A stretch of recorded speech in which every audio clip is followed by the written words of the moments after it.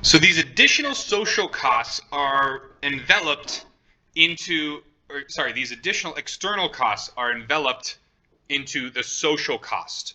So the social cost is going to have both the private costs incurred by the firm or incurred by each party, and also the societal costs, the additional costs incurred by third parties outside of the production or outside of the transaction. And so the way in which we model this is we have a downward sloping demand curve.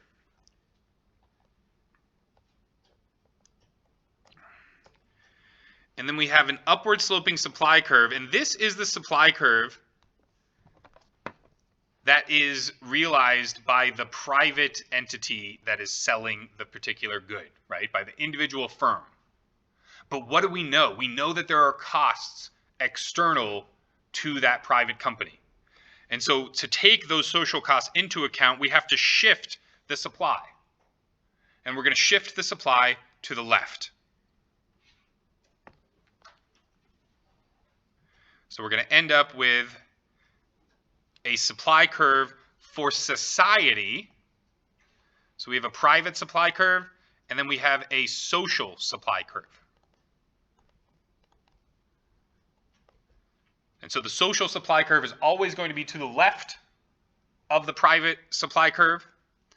And the reason why we do this is to look at, okay, the current market equilibrium, when we don't account for these external costs, are going to result in a price of, let's say, $650 and a quantity produced of 45,000.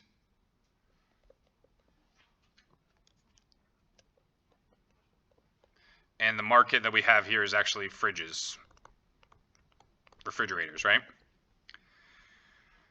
So if we take into account the external costs of every unit produced, right? If there's $100 of external costs, we're going to shift that by the value of the external costs.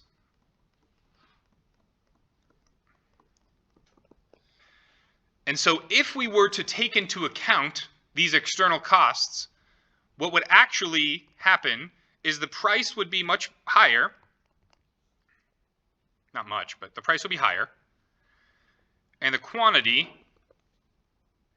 that's consumed is going to lower to 40K.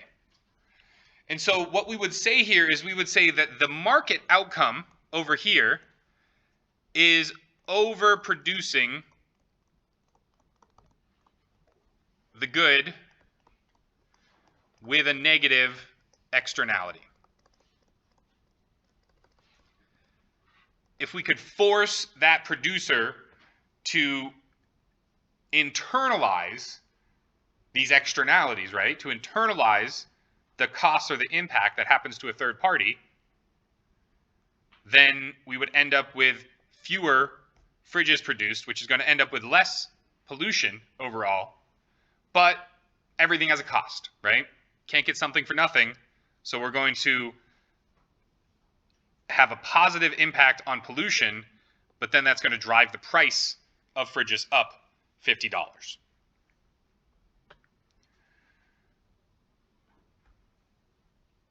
So at the end of the day, pollution is one externality that causes a market failure. So we would say that this is a market failure, right? Because the market on its own is not allocating resources efficiently in a way that balances the social costs and the social benefits. So if the firm were to pay the social costs, they would create less pollution, but they'd produce less of the product and they'd charge a higher price. So don't bother reading past 11.2 or 12.2. So we're not going to know 12.2, 12.3, whatever it is to the end of 12, right? So only 12.1 for your exam. All right, let's go ahead and do our Kahoots, which is about identifying positive and negative externalities. So the question you want to ask yourself is this going to have a external positive impact or external negative impact because of the transaction.